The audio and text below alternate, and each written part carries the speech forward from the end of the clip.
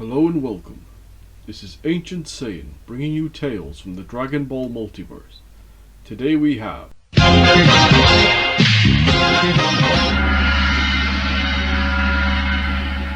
What if Raditz survived? Part 4.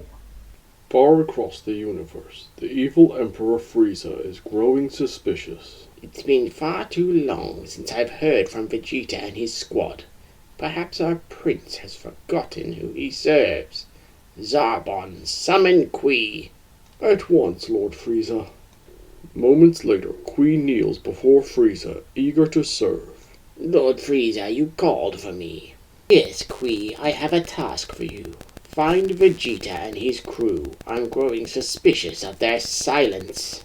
Of course, my lord. I'll ensure the prince is put in his place. Frieza waves him off, and Qui immediately sets out in his space pod. Qui travels across the galaxy, searching everywhere, questioning all members of the Frieza force, growing increasingly frustrated with the lack of leads. Finally, he overhears a rumor in a cantina.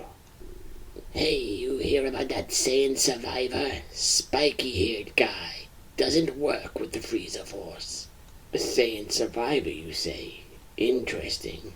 After months of searching, Qui's pod closes in on the coordinates of his target. As Qui's pod nears, it is suddenly locked in place by a tractor beam. Alarms blare in his pod as it's forcibly docked onto a massive vessel. Qui stumbles out of his ship, furious. Who dares interrupt my mission? I demand to speak with whoever's in charge here. Heavy footsteps echo through the docking bay. A shadowy figure steps forward, followed by several imposing silhouettes. The figure steps into the light, revealing himself. I'm in charge here. Qui's eyes widen as he recognizes the Saiyan armor and spiky black hair. Ah, you're the Saiyan I've been looking for. What business does one of Frieza's lapdogs have with me? As far as I know, I owe him nothing.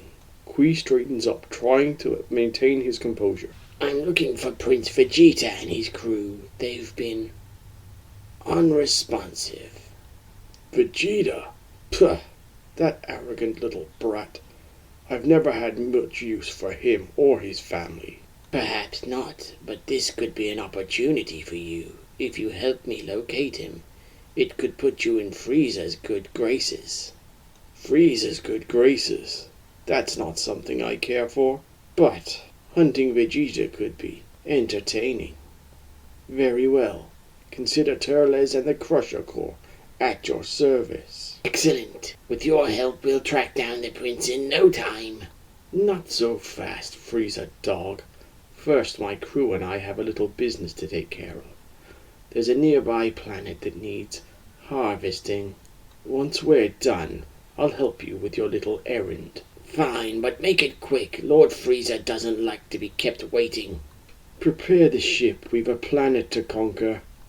Meanwhile, back on Earth, the sun shines over Mount Paozu. Birds chirp as Goku relaxes outside, lying on the grass with his arms behind his head. The peaceful moment is broken by Gohan's frustrated voice from inside. Mom, I've been working so hard. Can I have a break just this once? Absolutely not, young man. Your father may think punching things is the answer to everything, but you're going to have a real future. Goku wisely defers to Chi-Chi's authority.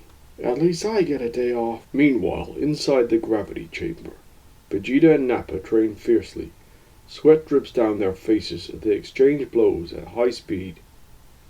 Damn it, Vegeta, don't you ever take a break. Not while Kakarot is still catching up. And certainly not while Frieza's still out there. Nappa smirks, wiping the sweat from his forehead before rushing back in for another round.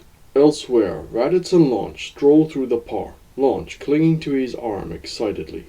I can't believe you actually asked me out. Took you long enough, big guy. It's not like I was scared or anything.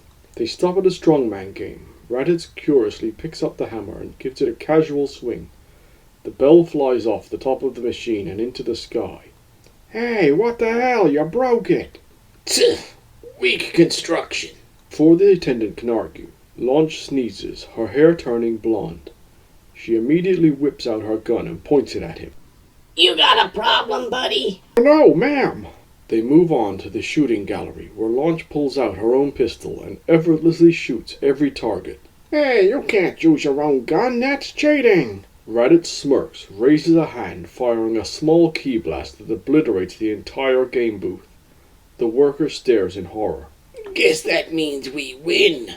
They walk off, arms full of giant stuffed animals, leaving a terrified crowd behind them. Meanwhile, a large ominous ship slowly descends from the sky. It touches down, sending a gust of wind that rustles the surrounding trees. The ship's doors hiss open as two figures step out, members of the Crusher Corps. One of them pulls a small strange seed from his belt and drops it into the ground. Let's get this show started. Shouldn't take long now. Once the boss is done, we'll have more than enough power to handle those Saiyans. In a nearby forest, Tien and Chaozu sit by a campfire. Their peaceful night is disrupted by sudden rustling. Animals flee in all directions, causing them both to stand up abruptly. Tien, something's wrong. Yeah, nature's panicking. A creeping wave of decay sweeps across the landscape, turning trees to husks and wilting plants in seconds. Tien shields Chaozu as they take to the air.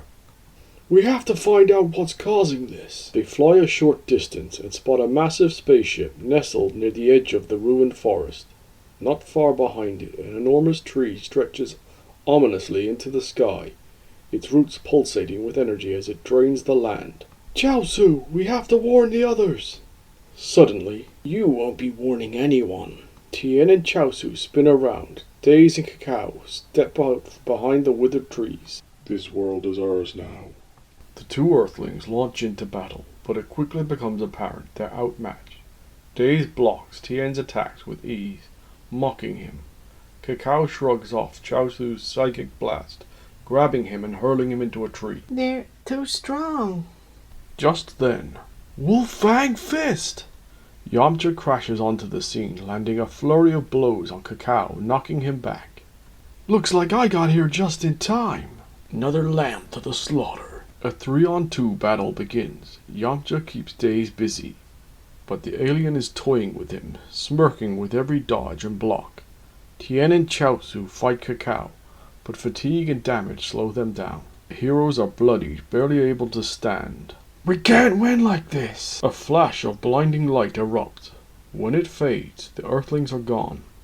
Hidden behind some nearby rock, Krillin kneels beside the others. Man, after all this training, there's still so many people out there stronger than us. We need to get Goku! Meanwhile, outside the amusement park, Raditz and Launch stroll hand in hand. Launch smiles up at him. I had a great time, big guy. Raditz blushes slightly, looking away. Yes, I too had fun. Launch pulls him in for a kiss. Just as their lips meet, the air suddenly shifts nearby. Trees begin to rot, birds scatter. Something's wrong. Raditz scans the horizon and sees the edge of the spreading decay. You should get out of here now. I've got a bad feeling about this. Without waiting for a reply, he blasts into the air, flying toward the source. Back on Mount Paozu, Goku lies in the grass, eyes closed. Suddenly, his eyes snap open, wide with alarm. Something's not right. Without hesitation, he blasts into the sky. Gohan peers out the window, watching Goku vanish. Gohan sneaks out of the house, quickly grabbing his training clothes. He takes off into the air, but struggles to keep up. Meanwhile, back on the battlefield, Cacao and Days are joined by Almond at the base of the massive tree. The trio slowly approach the wounded Earthlings. Suddenly, Piccolo descends from the sky, landing between the villains and the heroes. Get off my planet! Glances down at Krillin and the others. Pathetic! Get out of here! You're no help in this fight! Jeez, I know it's true, but harsh. Piccolo powers up, lunging at the Crusher Corps. A fierce battle breaks out. Piccolo matches them blow for blow, forcing the trio on the defensive. He's tougher than he looks. Realizing they can't overpower him, the Crusher Corps retreat toward the Tree of Might, as Piccolo prepares to pursue. What's going on here? I was about to beat the answers out of someone until you let them escape. I'm betting they're headed for that big tree. Wow, brilliant deduction, genius. The two blast off in pursuit. At the base of the massive tree, the Crusher Corps are waiting. Almond splits a glowing oversized fruit into thirds. Needed a snack before you could continue, huh? Something like that. The trio consume the fruit. Energy pulses around them, their power skyrocketing. All we have time for today.